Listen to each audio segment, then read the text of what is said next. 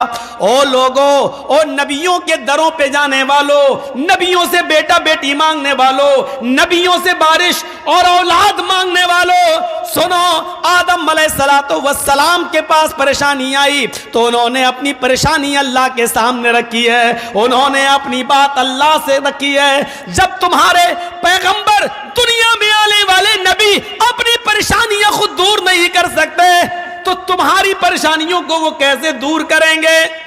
اللہ نے اگر قرآن میں نوح علیہ السلام کا نام لیا، اللہ تعالیٰ نے اگر قرآن میں نوح علیہ السلام کا نام لیا تو نوح علیہ السلام کا بیٹا کنعان جو انہی کی آنکھوں کے سامنے ڈوب کے مر جاتا ہے، زمین سے پانی آیا، آسمان سے بھی پانی آیا، وہ لڑکا پہاڑ پہ چڑھ گیا۔ نوح علیہ السلام نے فرمایا میرے بیٹے میری کشتی پہ سوار ہو جا، آج اللہ کا عذاب کسی کو نہیں چھوڑے گا، آجا میرے رب نے مجھے جو دین دیا ہے اس پر ایمان لیا، میری شرع میں آجا، نیک لوگوں میں شامل ہو جا، اسلام کو ایکسیپٹ کر لے۔ کہنے لگا میں پہاڑ کی اوپر چڑھ جاؤں گا، یہاں تک پانی نہیں آئے گا، نہیں، آج اللہ کا عذاب کسی کو نہیں چھوڑے گا، آج ہر نافرمان کو، ہر کافر و مشرک کو آج سزا ملے گی۔ وہ نہیں مانا، یہاں تک کہ وہ پانی پہاڑ تک پہنچا، غرق ہونے لگا، ڈبکیاں مارنے لگا، ان کا بیٹا ڈوبنے لگا۔ باپ اور بیٹے کے درمیان جو فطری محبت ہوتی ہے وہ جوش میں آ گئی، جوش میں آ گئی، اور نوح علیہ السلام نے چیخ دیا، اے میرے رب میرا بیٹا، اے اللہ میرا بیٹا، اللہ میرے بیٹے کو بچا لے۔ لیکن نوح علیہ السلام کی اس دعا کو اللہ تعالیٰ نے قبول نہیں کیا، فرمایا اے نوح ایسی باتیں مت زبان سے نکالو جس کا علم تمہیں نہیں ہے، تم جس کو اپنے اہل و عیال کا کہہ رہے ہو، انہو لیس من اہلک، وہ تمہارے اہل و عیال سے نہیں ہے، وہ تمہارا بیٹا ہی نہیں ہے، مرنے دو اسے، میں تمہاری دعا قبول نہیں کروں گا۔ آج کہہ دیا بیٹا، آئندہ کبھی اپنی زبان سے اس کو بیٹا مت کہنا۔ غور کرو، نوح علیہ السلام نبی ہیں، پیغمبر ہیں، لیکن ان کی آنکھوں کے سامنے ان کا بیٹا ڈوب کے مر جاتا ہے، غرق ہو جاتا ہے۔ نوح علیہ السلام نے دعا کے لیے ہاتھ بھی اٹھائے، پکارا بھی، لیکن اللہ رب العالمین نے ان کی دعا بھی قبول نہیں کی۔ یہ ظاہر ہے اللہ پر کوئی پریشر نہیں بنا سکتا ہے اور اللہ کے اوپر کوئی اپنا حکم نہیں چلا سکتا ہے۔ دعا مانگنے کا اختیار سب کو ہے، لیکن قبول کرنا نہ کرنا یہ اس کی مرضی پر ڈیپینڈ ہے۔ وہ چاہے تو ایک مجبور اور ایک مزدور کی دعا سن لے، وہ چاہے تو غار میں پھنسے ہوئے 3 لوگوں کی دعاؤں کو سن لے، اور وہ چاہے تو نوح علیہ السلام کی دعا کو بھی ریجیکٹ کر دے، اس کے اوپر کوئی پریشر نہیں بنا سکتا ہے، اس کے اوپر کوئی دباؤ نہیں بنا سکتا ہے، وہ ہر چیز پر قادر ہے۔ میرے پیارے ساتھیوں، نوح علیہ السلام اپنی آنکھوں کے سامنے اپنے بیٹے کو ڈوبتا ہوا دیکھتے رہے اور نہیں بچا پائے۔ نوح کا یہ واقعہ اور نوح کے بیٹے کا مر جانا چیخ چیخ کے بتا رہا ہے کہ نبیوں میں کسی کو بچانے کی طاقت نہیں ہے، رسولوں میں کسی کو بچانے کی طاقت نہیں ہے۔ اے نبیوں اور پیروں اور ولیوں کو سب مختار کل سمجھنے والوں، جب نبی اپنے بیٹے کو نہیں بچا سکے تو آپ کی مصیبتیں کیا دور کریں گے؟ یہ نبیوں کی زندگی ہمیں بتلا رہی ہے، یہ نبیوں کی سیرت ہمیں بتلا رہی ہے کہ سنو، توحید تمہاری اس وقت اور مضبوط ہو جائے گی جب تم نبیوں کی زندگی پڑھو گے۔ غور کرو، ابراہیم علیہ السلام کا ذکر اللہ نے کیا تو بتوں کو توڑ دینے کے پاداش میں نمرود نے آگ لگوائی، لکڑیاں اکٹھا کی گئی، بہت بڑی آگ لگائی گئی، ابراہیم علیہ السلام کو اس آگ میں ڈالا جانا ہے، جھولا ڈال دیا گیا ہے، ابراہیم علیہ السلام کو اس آگ میں ڈالا جانا ہے۔ ابراہیم علیہ السلام نے آسمان پہ نظر ڈالی، اے اللہ اگر واقعی میں تیرے راستے پہ ہوں اور توحید پہ ہوں تو میری حفاظت فرما، اے اللہ مجھے بچا۔ ادھر نمرود نے آگ میں ڈالا، ادھر اللہ رب العالمین نے آگ کو حکم دیا، قلنا یا نار کونی بردا وسلاما علی ابراہیم، اے آگ تیرا کام جلانا ہے لیکن تو میرے حکم سے جلتی ہے، لیکن آج میرا بندہ تیری گود میں آیا ہے، تیری آغوش میں آیا ہے، آج تو اپنی فطرت بدل دے، آج تو اپنی کشش بدل دے، آج تیرا کام جلانا نہیں ہے، آج تیرا کام پھول بن جانا ہے، آج گلے گلزار بن جانا ہے، میرے بندے ابراہیم کے لیے سلامتی والی بن جانا ہے، آج تیرے اندر سے جلنے کی صفت ختم ہو گئی، آج تو میرے بندے پر سلامتی والی ہو جا۔ کون بردن، سلامتی، اور ٹھنڈا نہیں کہا، سلامن بھی کہہ دیا۔ اتنی ٹھنڈی ہو، اگر ٹھنڈا کہہ دیتا اللہ آیات ٹھنڈی ہو جا تو اتنی ٹھنڈی ہو سکتی تھی کہ برف سے بھی زیادہ، اس لیے کہا زیادہ انسان کو گرمی اگر نقصان پہنچاتی ہے تو زیادہ ٹھنڈک بھی تکلیف دیتی ہے، اس لیے کہا ٹھنڈی تو ہو جا، بجھ تو جا، لیکن اتنی ٹھنڈی مت ہونا کہ میرے بندے ابراہیم کو تکلیف ہو، سلامتی والی، نہ زیادہ ٹھنڈی نہ زیادہ گرم، معتدل اور بیچ والی۔ ابراہیم علیہ السلام اپنے آپ کو نمرود کے عذاب سے نہیں بچا پا رہے ہیں، اپنے رب کو پکار رہے ہیں۔ اللہ نے یعقوب علیہ السلام کا نام لیا تو ان کی پریشانی کا ذکر کر دیا کہ دیکھو ہم نے ان کے بیٹے یوسف کو چھینا، مختلف مراحل سے بیٹا گزرا، اس کے بھائیوں ہی نے اس کو کنویں میں پھینک دیا، یوسف کا کرتا اتار کے کسی بکری کا خون لگا کے لے آئے اور اپنے باپ یعقوب سے کہہ دیا کہ ہم لوگ کھیل میں تماشے میں مست ہو گئے، اور یوسف کو اپنے سامان کے پاس بٹھا دیا اور یوسف کو بھیڑیا کہا گیا۔ کئی سال تک یعقوب روتے رہے اور اللہ سے فریاد کرتے رہے کہ میرا بیٹا میرا بیٹا میرا بیٹا۔ اللہ نے کہا یعقوب تم نے مجھ سے بیٹا مانگا ہے، مجھے پکارا ہے، میرے آستانے پہ دستک دی ہے، اس لیے اب تمہارا بیٹا بھی میں تمہیں لوٹاؤں گا۔ تم بیٹے کی جدائی میں اتنا روئے ہو کہ روتے روتے تمہاری آنکھوں کی روشنی و بینائی چلی گئی۔ پہلے ہم تمہاری آنکھوں کی روشنائی لوٹائیں گے، اس کے بعد تمہارے بیٹے کو واپس کریں گے، اور تمہارا بیٹا جب ہم نے چھینا تھا تو کمزوری کی حالت میں چھینا تھا، لیکن جب تمہارا بیٹا تمہیں واپس کریں گے تو اس کو نبی بنا کر واپس کریں گے اور اس کو ایک ملک کا بادشاہ بنا کر واپس کریں گے۔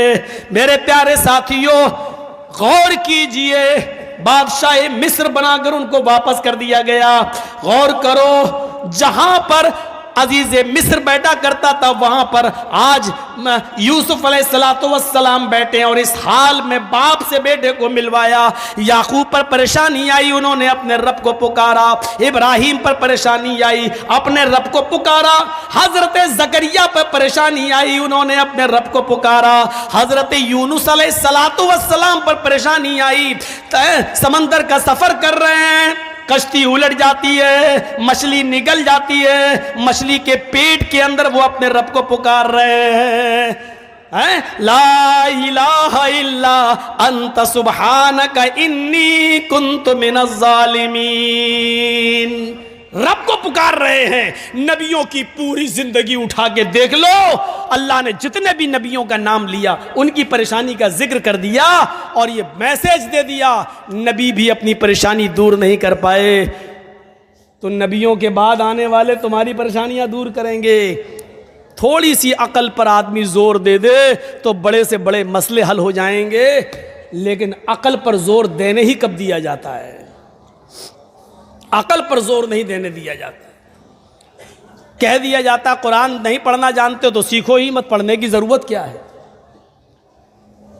آپ تعجب کریں گے، مبارک پور کے ایک مفتی نے تو یہاں تک کہہ دیا ہے، جو فتویٰ دے دیا باقاعدہ کہ جو لوگ قرآن پڑھنا نہیں جانتے ان کو سیکھنے کی ضرورت نہیں، قرآن کھول کر صرف اپنی انگلی قرآن کے حروف پہ چلاتے رہیں، اللہ ان کو ثواب دیتا رہے گا۔ یہ فتویٰ چھپا ہے، انگلی چلاتے رہیں اللہ ثواب دے گا، کیونکہ اللہ نیتوں کو دیکھتا ہے۔ جب نیت ہی تمہاری یہ ہے کہ ہم سیکھیں گے ہی نہیں تو ثواب ملے گا؟ جب تمہاری نیت ہی ہے کہ ہم انگلی چلاتے رہیں بس سیکھنا ہے ہی نہیں تو ثواب ملے گا۔ ٹھیک ہے تمہاری بات ہم مانتے اللہ نیت دیکھتا ہے، تو اللہ جب تمہاری نیت ہی ہے کہ ہمیں سیکھنا ہی نہیں ہے قرآن، کون اتنا وقت برباد کرے، تو آپ کو انگلی پھیرنے پہ ثواب ملے گا۔ یہ فتوے دیے گئے باقاعدہ۔ قرآن کے قریب لانے کی کوشش ہی نہیں کی جاتی ہے. اگر آپ قرآن پڑھ کے کسی سے مسئلہ پوچھنے لگیں تو کیا کہے گا؟ کیا تم وہابی ہو گئے ہو کیا؟ کیوں؟ ارے قرآن پڑھ کے، قرآن کی آیتیں پڑھ کے مسئلے تو وہی لوگ پوچھتے ہیں، تم کب سے پوچھنے لگے ہو یہ بات؟ قرآن تم نہیں سمجھ پاؤ گے، تمہارے لیے تمہارے مولانا لوگ کافی ہیں، جو بتا دیا اسی پہ عمل کرو. پڑھیے پوری زندگی. سارے نبیوں کے حالات سننے کے بعد محمد رسول اللہ صلی اللہ علیہ وسلم کے حالات پر بھی ایک نظر ڈال لیجئے. نبی اکرم صلی اللہ علیہ وسلم کی زندگی بھی پریشانیوں سے گزری ہے. جنگ بدر کا وہ معاملہ دیکھو، 313 مسلمان نبی کے ساتھ اور 1000 سے زیادہ کا لشکر کافروں کے ساتھ. ابو بکر صدیق کا بیان ہے، بدر کے دن میں نے اللہ کے نبی صلی اللہ علیہ وسلم کو روتے ہوئے دیکھا. میرا اٹھنا بیٹھنا، سونا جاگنا نبی کے ساتھ ہوا کرتا تھا، لیکن ہم نے اپنی پوری زندگی میں نبی اکرم کو کبھی اتنا روتے ہوئے نہیں دیکھا جتنا میں نے بدر کے دن دیکھا. 313 مسلمانوں کو آپ دیکھتے اور 1000 کافروں کو دیکھتے، ان کے ہتھیاروں پہ نظریں ڈالتے، ان کے تیروں، کمانوں، تلواروں پہ اور گھوڑوں پہ نظر ڈالتے، اور ادھر اللہ کے نبی صلی اللہ علیہ وسلم اپنے نہتے صحابہ کو دیکھتے. کسی کے پاس تیر ہے تو چھوڑنے کے لیے کمان نہیں ہے، کسی کے پاس کمان ہے تو چلانے کے لیے تیر نہیں ہے. ایک چیز ہے تلوار ہے تو اپنے آپ کو بچانے کے لیے ڈھال نہیں ہے، ڈھال ہے لیکن چلانے کے لیے تلوار نہیں ہے. ایک چیز ہے اور دوسری چیز نہیں. اللہ کے نبی سجدے میں گر جاتے ہیں. ابو بکر صدیق کا بیان ہے کہ اللہ کے نبی صلی اللہ علیہ وسلم کو میں نے سجدے میں گرے ہوئے دیکھا، اور سجدے کی حالت میں اللہ کے نبی یہ دعا کر رہے تھے، اللہم لا تہلک ہذہ العصابہ ان تہلک ہذہ العصابہ لن تعبد بعد اليوم. اے اللہ، یہی مٹھی بھر جماعت میرے پاس ہے، یہی پکے سچے مسلمان ہیں. اے اللہ، اگر یہ مٹھی بھر جماعت ہلاک ہو گئی، اے اللہ یہ مٹھی بھر جماعت چلی گئی، یہ مٹھی بھر جماعت ہلاک ہو گئی اور آج یہ مٹ گئے، اس دنیا سے رخصت ہو گئے، اس دنیا سے چلے گئے، اگر آج یہ قتل کر دیے گئے، آج یہ مار دیے گئے، آج یہ ہلاک ہو گئے، لن تعبد بعد اليوم، تو آج کے بعد کبھی تیری عبادت نہیں کی جائے گی، آج کے بعد کبھی کوئی اللہ اللہ کہنے والا نہ ہوگا، آج کے بعد کبھی اللہ اللہ کہنے والا نہیں ہوگا. اللہ کے نبی جنگ بدر میں پریشان ہیں، لیکن اپنی پریشانی اللہ کے سامنے رکھ رہے ہیں، اس سے دعا مانگ رہے ہیں. ایک وفد آیا ہوا ہے، اللہ کے نبی ان کو دعوت و تبلیغ کر رہے ہیں. ادھر زینب کی بیٹی یا بیٹا بیمار ہے، انہوں نے میسج بھیجا، پیغام دیا، اے اللہ کے نبی آپ کے نواسے کی طبیعت خراب ہے، جلدی گھر میں آ جائیے. اللہ کے نبی میں خبر پہنچا رہے ہیں، میری بیٹی زینب سے کہہ دو کچھ لوگ آئے ہوئے ہیں، میں ان کو اسلام کی دعوت دے رہا ہوں، ابھی نہیں آ سکتا. حضرت زینب کی طرف سے دوبارہ خبر آتی ہے، آپ کو اللہ کا واسطہ ہے، جس حال میں بیٹھے ہیں اسی حال میں آ جائیے. ایک نظر اپنے نواسی کو دیکھ لیجئے. اللہ کے نبی اسی حال میں اٹھتے ہیں، چند صحابہ کو اپنے ساتھ لیتے ہیں، پہنچ جاتے ہیں زینب کے گھر، دروازے کو دستک دیتے ہیں. اللہ کے نبی صلی اللہ علیہ وسلم کے لیے دروازہ کھولا جاتا ہے.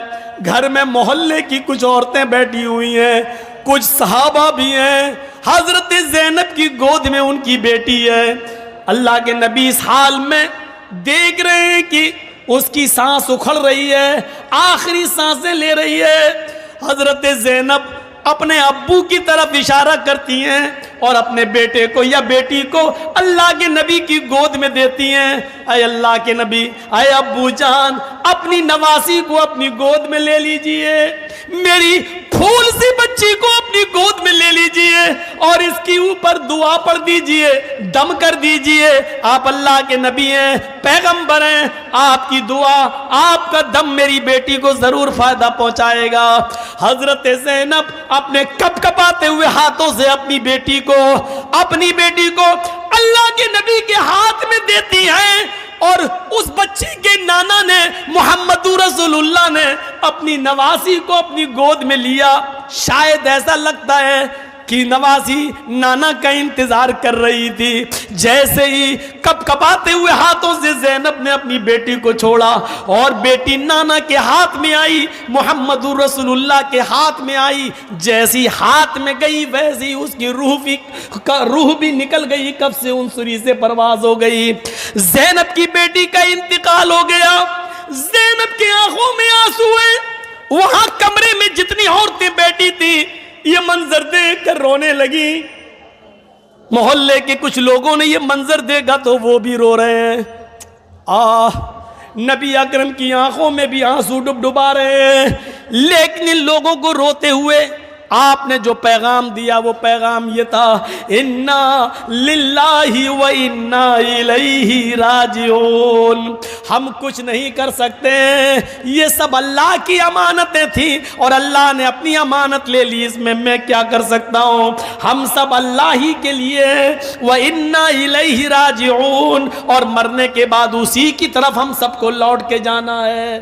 جب ساری عورتیں رو رہی ہوں، زینب رو رہی ہوں، بڑے بڑے صحابہ کا دل رو رہا ہو، آنکھوں سے آنسوؤں کا سیلاب بہ رہا ہو، اور اس وقت سب کو محمد رسول اللہ سے جوڑ رہے ہوں، یہ میسیج دیا جا رہا ہے کہ کوئی نبی کسی کو زندگی نہیں بخش سکتا ہے. اگر زندگی بخشنے کی طاقت ہوتی تو زینب کی بیٹی کو زندگی محمد رسول اللہ بخش دیتے، لیکن نبیوں کے ہاتھ میں نہیں ہے. خود آپ نے اپنے 1.5 سال کے 18 مہینے کے بچے ابراہیم کو، ماریا قبطیہ کے بدن سے پیدا ہونے والے بیٹے کو آپ نے اپنی گود میں لیا جب اس کی سانسیں اکھڑ رہی تھیں، اور ابراہیم انتقال کر جاتا ہے نبی کی گود میں. آپ نے بستر پہ ابراہیم کو لٹایا، اور لٹانے کے بعد جو جملے کہے وہ امام بخاری شریف کے کتاب الجنائز کے اندر درج کرتے ہیں، ان العین تدمع والقلب یحزن. میرے بیٹے، تیری جدائی سے، تیرے رخصت ہو جانے سے، تیرے انتقال سے میری آنکھوں میں آنسو ہیں، میری آنکھوں میں آنسو ہیں، میرا دل غمگین ہے. ولا نقول الا ما يرضى ربنا، لیکن میں اپنی زبان سے ایسا کوئی جملہ نہیں کہوں گا جس سے میرا رب ناراض ہو جائے، جس سے میرا پروردگار ناراض ہو جائے. ہم ایسے جملے اپنی زبان سے ادا نہیں کریں گے. اللہ کا شکر، اللہ کی امانت تھی، اللہ نے لے لیا. لیکن وَإِنَّا بِفِرَاقِكَ يَا إِبْرَاهِيمُ لَمَحْزُونُونَ، لیکن میں غمگین ضرور ہوں تیری جدائی سے. اللہ کے رسول نے اپنے بیٹے کے انتقال پر یہ جملے کہے ہیں. یہ حدیثیں ہمیں بتلا رہی ہیں کہ کوئی طاقتور نہیں ہے. طاقت اگر کسی کے پاس ہے تو وہ صرف اللہ کی ذات ہے، اللہ کی ذات. تو یہ توحید تھی جس کے ساتھ سمجھوتا نہیں کیا اللہ کے رسول نے. آپ یاد کریے اس وقت کو، صلح حدیبیہ کا واقعہ آیا، منظر تو آپ نے کافروں کی ناجائز شرطیں بھی مان لیں. ٹھیک ہے، چلو نہیں اس سال عمر نہیں کرنے دیں گے، اگلے سال آؤ گے، اچھا چلو ٹھیک ہے. 3 دن سے زیادہ نہیں رہنے دوں گا، اچھا ٹھیک ہے. تلوار میان میں رکھو گے، باہر نہیں، چلو یہ بھی ٹھیک ہے. میرا آدمی آپ کے پاس جائے گا، آپ کو واپس کرنا ہوگا، آپ کا آدمی میرے پاس آئے گا، ہم واپس نہیں کریں گے، چلو ٹھیک ہے. ساری شرطیں مان لی آپ نے، ناجائز شرطیں بھی آپ نے مان لی. اپنا معاملہ آیا تو آپ نے سمجھوتا کر لیا. لیکن یہی کافر کبھی اس سمجھوتے پر آئے تھے، اے اللہ کے رسول ایک کمپرومائز کر لیتے ہیں کیا، 6 महीने आप हमारे बुतों की पूजा कर लो और 6 महीने हम आपके रब की इबादत कर लेते हैं। 6 महीने आप हमारे झूठे खुदाओं को मान लो और 6 महीने हम आपके रब को, ऐसा करो 6 महीने हम नमाज पढ़ लेंगे, 6 महीने हम आपके रब की इबादत कर लेंगे और 6 महीने आप हमारे रब की इबादत कर लो। तो अल्लाह के रसूल ने इसको रिजेक्ट कर दिया था और कुरान की ये सूरत नाजिल होती है, नहीं कह दो ऐ काफिरो ला अअबुदु मा तअबुदून, मैं उनकी इबादत नहीं करता जिनकी तुम करते हो। और सब कुछ कहने के बाद क्या कहा, नहीं लकुम दीनुकुम वलिय दीन, तुम अपने दीन पर रहो मैं अपने दीन पर, तुम्हारे लिए तुम्हारा दीन और हमारे लिए हमारा दीन। पता क्या चला, तौहीद के साथ एकेश्वरवाद के साथ समझौता नहीं।